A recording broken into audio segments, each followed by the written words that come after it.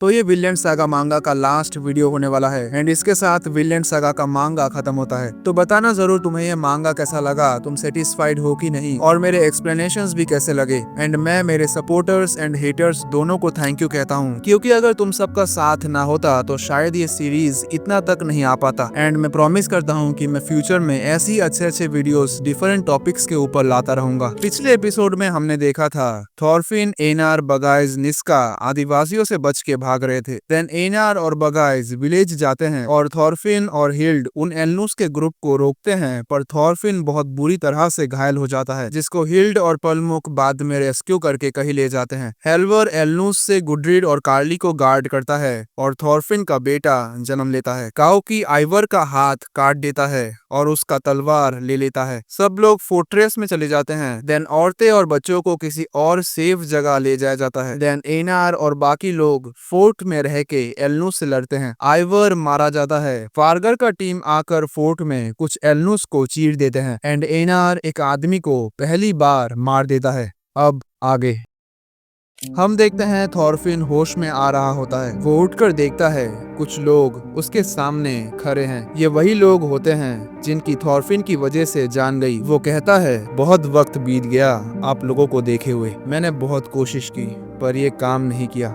I failed. मैं आप सबको एक पीसफुल विललैंड देना चाहता था। मैं सोचा कि सब अच्छे से जा रहा है, पर एनीवे माफ करना इंतजार कराने के लिए। प्लीज रास्ता दिखाइए, हेलियम या बेलहेला, जो भी मेरे लिए ठीक हो। देन उनमें से एक जन कहता है तुम्हारा फ्रेडी सेनोटैफ स्टोन गिर गया है, प्लीज उसे फिर से उठाओ। ये कोई फेलियर नहीं था, तुमने वाकई सफर शुरू किया था एंड एक लॉन्ग जर्नी किया। ये शिप 1000 साल के सफर में निकल चुका है। रास्ते में ना कुछ देखने को है ना डरने को। तुम्हें बस इस शिप को फिर से चलाना है। थॉरफिन को कुछ समझ नहीं आता। वो फिर से कहते हैं हम तुम पे भरोसा कर रहे हैं, एक शांति की निशानी के लिए। अब उठो।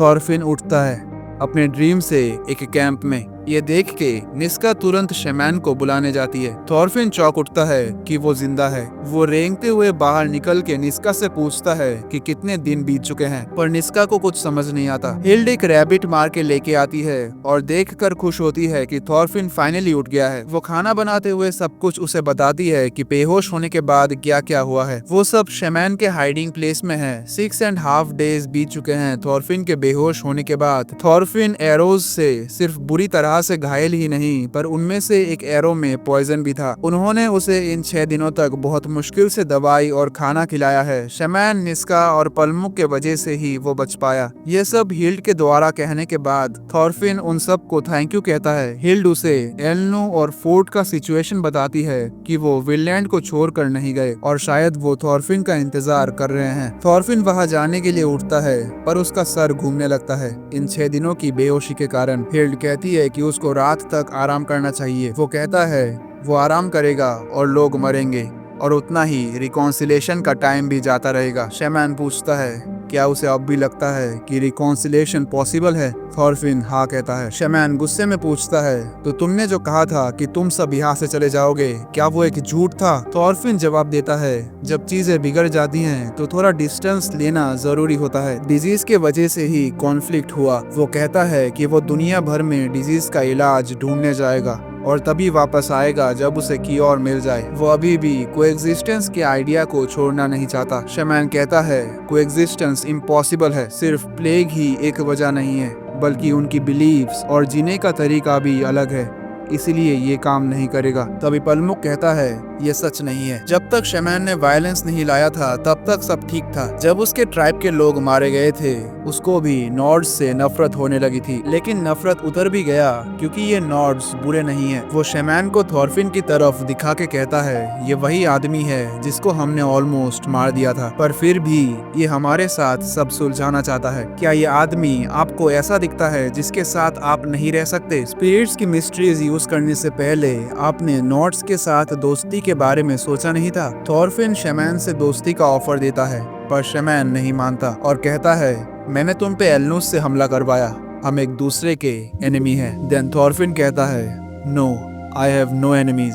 शमैन चौंक जाता है कि ये तो उनके ग्रेट स्पिरिट्स के वर्ड्स हैं और वो ये वर्ड्स एक नॉर्ड के मुंह से सुन रहा है। थोड़ा सोचने के बाद वो पलमुक का बात मान लेता है और मानता है कि उसने नॉर्ड्स को पहचानने में भूल की। विलेज में गांव की और उसके साथ ही अपने कुछ लोगों को कुछ बड़ा खींच के ले जाते हुए देखते हैं। वो उन्हें बुलाते हैं और वो आके गांव की से खाना मांगते हैं, पर गांव की उन्हें पास आने से मना कर देता है क्योंकि वो डिजीज फैला सकते हैं। देन उन्हें शूट कर दिया जाता है। वो देखते हैं कि वो असल में उनके चीफ मुइन को खींच के ला रहे थे। मुइन को भी प्लेग था। वो गुस्से में गाओकी से वो ये क्या कर रहा है पूछता है। गाओकी कहता है कि वो डिजीज वाले लोगों को यहाँ से जाने से रोक रहा है। वो मेक श्योर कर रहा है कि कोई भी ईस्ट या साउथ साइड से इस डिजीज को लेके एस्केप ना कर पाए, एंड ये काम करने का उसके पास इस आइलैंड में सबसे पावरफुल अथॉरिटी है। देन वो अपनी तलवार निकालता है जो मुइन को भी चाहिए था। वो मुइन को मॉक करता है और मार देता है विद ए स्माइल कि वो यहाँ का बॉस है। देन हम देखते हैं थॉरफिन और बाकी लोग यहाँ आ रहे हैं। वो उन पे एरो पॉइंट करते हैं। शमैन कहता है ये थॉरफिन नॉर्ड का चीफ है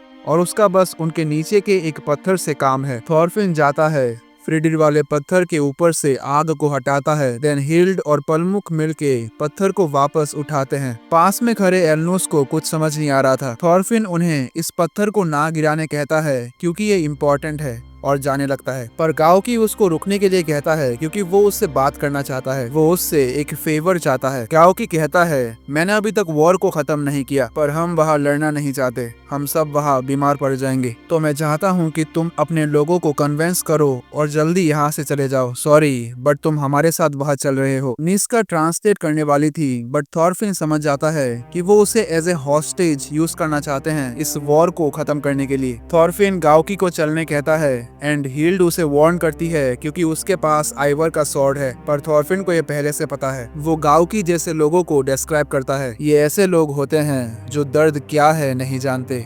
वो वॉर और मारना पसंद करते हैं। वो जो दूसरों की दर्द की तरह दर्द फील नहीं करते। मैं नहीं जानता कैसे इनसे डील करे। मैं यहाँ ऐसे टाइप के लोगों से ही बचने के लिए आया था, पर ये विनलैंड में भी है।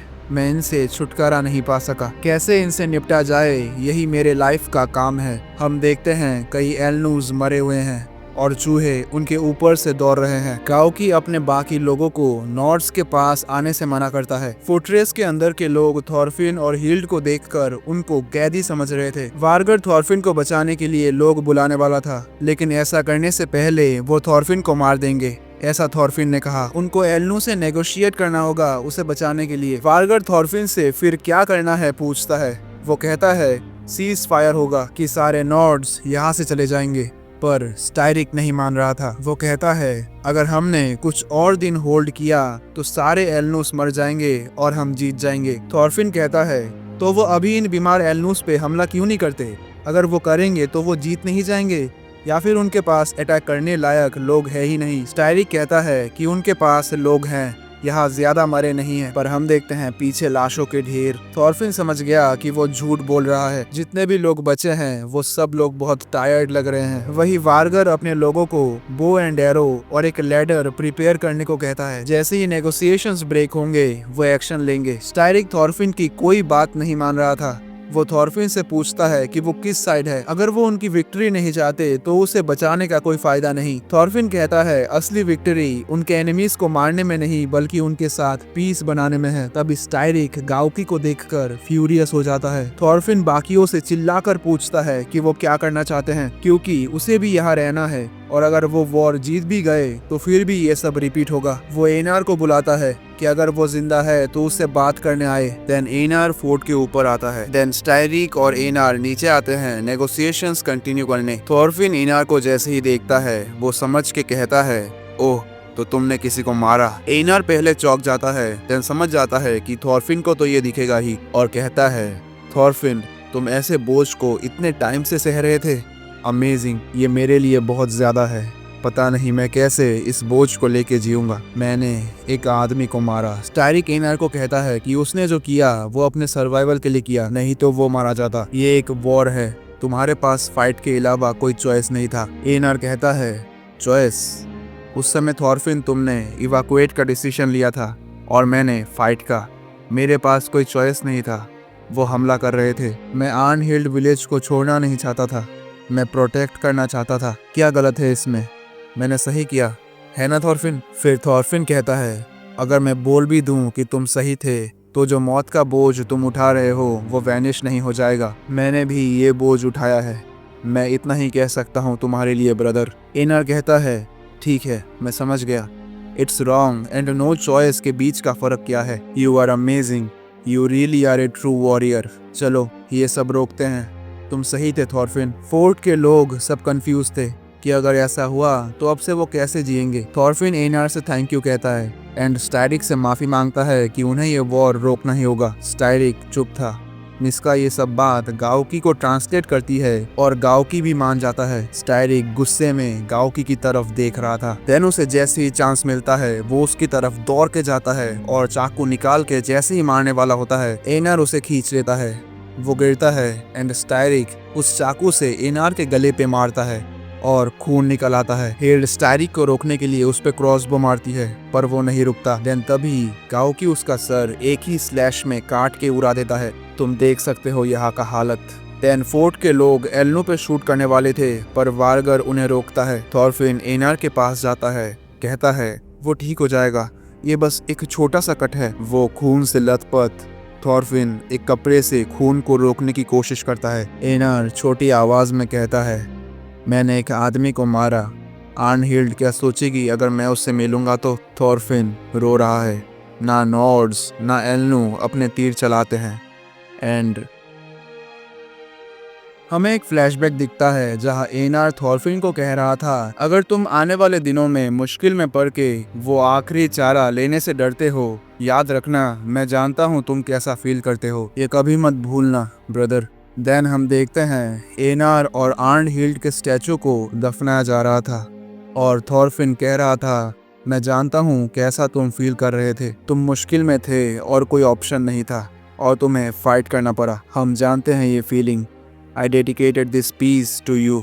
औरतें और बच्चे जहाँ पे थे उनके पास उनके फादर्स या हस्बैंड्स के डेड बॉडीज को लाया जा रहा था। कुछ औरतें पूछती हैं कि उनके हस्बैंड्स कहाँ हैं, क्या वो जिंदा हैं? तब वारगर उनको तसल्ली देता है कि जिनके डेड बॉडीज यहाँ नहीं हैं शायद वो लोग जिंदा हो और वॉर के टेंशंस अभी खत्म नहीं हुए हैं, इसलिए विलेज में नहीं जा सकते और बाकी लोग भी जल्द यहाँ आ जाएंगे। मिस्टर युग चिल्ला रहा था क्योंकि उसके दोनों पैर जो टूटे हुए थे वो दुख रहे थे। वो थॉरफिन को दोष रहा था कि अगर वो इवाकुएट का डिसीजन नहीं लेता तो वो जीत जाते। वो गुडरीड को कहता है कि वहाँ कितने लोग मरे और उन्होंने लैंड भी खो दिया, इसीलिए सबको वो कंपनसेट करे क्योंकि सब थॉरफिन की वजह से हुआ। कार्ली चिल्लाता है कि नहीं, उसके पापा गलत नहीं है, चाहे सेटलमेंट काम ना भी करे वो फिर भी गलत नहीं है। मिस्टर उग उस पर चिल्लाता है और कहता है ये सेटलमेंट अगर काम नहीं किया तो इसका मतलब ये हुआ कि थॉरफिन के आइडियल्स गलत ही थे। देन कार्ली गुस्सा होकर भाग के चला जाता है। एक औरत मिस्टर युग को कहती है, अगर ये फेलियर सिर्फ थॉरफिन की रेस्पॉन्सिबिलिटी है तो सक्सेस भी सिर्फ थॉरफिन को ही जाएगा, है कि नहीं? क्या तुम सेटलमेंट में सिर्फ एक गेस्ट हो? चिंता मत करो गुडरीड, कार्ली एक अच्छा बच्चा है। सीन शिफ्ट होता है थॉरफिन और बाकी लोगों पे। हेल्वर हिल से बात कर रहा था कि वो भी एनआर की तरह ही है। कार्ली और गुडरीड को बचाने के लिए वो भी वायलेंट होने वाला था। अगर मैं किसी को मार देता तो शायद मैं भी अपने आप से यही कहता कि मेरे पास कोई चॉइस नहीं था। वॉर में लड़ना यानी लोगों को मारना, मैं ये सच में समझ नहीं पाया। हिल्ड कहती है, मैं भी ये समझ नहीं पाई। हेल्वर रोते हुए कहता है, जो चीज मैं समझ पाया वो है थॉरफिन। मैं हमें हेट करना चाहता हूँ लेकिन उससे भी ज्यादा मैं ये चिल्लाना चाहता हूँ कि हम कितने बेवकूफ हैं। अगर मैं ये करता, इतने जोर से चिल्लाता कि सारी तकलीफें खत्म हो जाए। सीन शिफ्ट होता है कार्ली पे। गुडरीड उसके पास आके बैठती है और उसे थैंक यू कहती है गुडरीड को उस समय प्रोटेक्ट करने के लिए। कार्ली कहता है सब ठीक जा रहा था पर डिजीज ने सब बिगाड़ दिया और हमें एल्नो की भाषा भी प्रॉपरली नहीं आती। हमें डिजीज को समझना होगा। हम नेक्स्ट टाइम जरूर बेटर करेंगे। हम ये बार बार करेंगे जब तक एक लैंड ऑफ पीस बन ना जाए, जब तक सब पापा को समझ ना ले और जितना भी वक्त लगे। थॉरफिन एनआर के ग्रेव के सामने खड़ा कहता है, मैं अब तुम्हें समझ गया, मुझे माफ करना। वॉर का जादू बहुत पावरफुल होता है, इतना ज्यादा कि एक आदमी जो तुम्हारे जितना वॉर को हेट करता था, आखिर में तुमने भी वेपन उठा लिया। मैंने इससे कुछ सीखा, तुमने बहुत झेला, अब आराम करो। आखिर में तुम मुझे समझे, इससे मुझे खुशी हुई। सी यू एनआर। देन हम देखते हैं शिप्स में सब अपने सामान उठा रहे थे। थॉरफिन पलमुक को एक व्हीट सीड्स का बैग और एक हो देता है और बताता है कि कैसे व्हीट उगाते हैं। थॉरफिन निस्का कहाँ है पूछता है। पलमुक जवाब न देके थॉरफिन को थैंक यू कहता है और दोनों हाथ मिलाते हैं। देन थॉरफिन और शमैन भी वो वहाँ से निकल जाते हैं एंड थोड़ा दूर जाते ही थॉरफिन गाओकी को देखता है स्वॉर्ड के साथ। थॉरफिन बगाइस को ट्रांसलेट करके गाओकी से कहता है कि स्वॉर्ड को फेंक देने के लिए अगर वो चाहते हैं कि एल्नू इस आइलैंड पे पीसफुली रहना कंटिन्यू करे। वो वायलेंस के बुलावे के आगे कुछ नहीं कर पाएगा। स्वॉर्ड को अभी समुद्र में फेंक दो, पर गाओकी ऐसा नहीं करता और स्वॉर्ड को खोल के दिखाता है। कुछ देर बाद बगाइस एक बोट को खींच के लाता है और उस बोट पे चढ़ जाता है एंड गेस व्हाट, उस बोट पे निस्का थी। बगाइस कहता है हमने एक साथ जीने का फैसला लिया है, सॉरी बट मैं इस बोट को ले रहा हूँ, इसे मेरी शादी का गिफ्ट समझ लो। थॉरफिन बगाइस को रुकने कहता है। बगाइस कहता है नहीं, मैं भी फ्यूचर के बारे में सोच रहा हूँ और यही एक रास्ता है हम दोनों के एक साथ रहने का। अगर मैं इस आइलैंड में रुका तो मुझे गाओकी और उसके लोग मार देंगे और अगर हम ग्रीनलैंड गए तो निस्का को फोर्सफुली नॉर्ड्स की तरह रहना पड़ेगा। थॉरफिन कहता है निस्का स्मार्ट है, वो कल्चरल डिफरेंसेस को हैंडल कर लेगी, सबको पता है कि वो कितनी अच्छी है। फिर बगाइस कहता है ये इम्पॉसिबल है, ये कल्चरल डिफरेंसेस के बारे में नहीं, एल्नू और नॉर्ड्स ने एक दूसरे को मारना अभी बस खत्म ही किया है। बगाइस देन कहता है अगर उसे कभी भी एक इंटरप्रेटर की जरूरत हो तो उसे जरूर बुलाए, वो भागा चला आएगा। थॉरफिन समझता है और दोनों को कॉन्ग्रेचुलेशंस कहता है और बाकी सब भी उन्हें कॉन्ग्रेचुलेट करते हैं। देन वो चले जाते हैं। बगाइस निस्का से पूछता है तो अब कहाँ जाया जाए। वो कहती है कहीं और, यहाँ नहीं।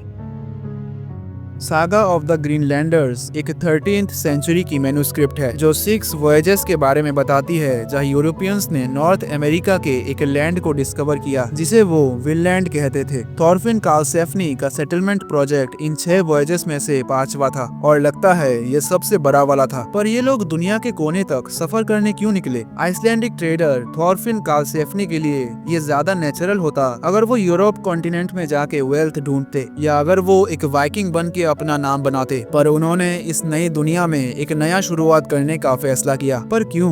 आखिर किस लिए? थॉरफिन अपने बेटे को हाथ में उठाता है। कुछ महीने बाद विनलैंड में पलमुक वही व्हीट सीड्स को बो रहा था। वो उन सीड्स की बहुत अच्छी तरह से देखभाल करता है और एक दिन देखता है व्हीट के प्लांट्स आ गए हैं। एंड फाइनली 20 साल की सीरियलाइजेशन के बाद और 220 चैप्टर्स के बाद one of the 3 greatest scene and manga and story खत्म होता है। मुझे अभी भी विश्वास नहीं हो रहा कि ये मांगा खत्म हो गया। कमेंट करके बताना जरूर कि तुम इसके एंडिंग के बारे में क्या सोचते हो, कि क्या ये एंडिंग तुम्हारे लिए बुरा था या अच्छा था। वेल मेरे हिसाब से इस मांगा के लिए ये एंडिंग बहुत ही अच्छी थी। मैं खुश इसलिए हूँ क्योंकि इसको रश एंडिंग ना देकर एक प्रॉपर रेस्पेक्टेड एंडिंग दिया गया। पर क्या तुम इस एंडिंग को एक हैप्पी एंडिंग कंसिडर करोगे? बताना जरूर। मेंबरशिप ले लेना अगर तुम मुझे फाइनेंशियली सपोर्ट करना चाहते हो। अब से मैं हर वीडियो पे मेंबर्स को शाउट आउट देना शुरू करूंगा। वेल देन मैं मिलता हूँ तुम सबसे नेक्स्ट वीडियो पे। I have no enemies.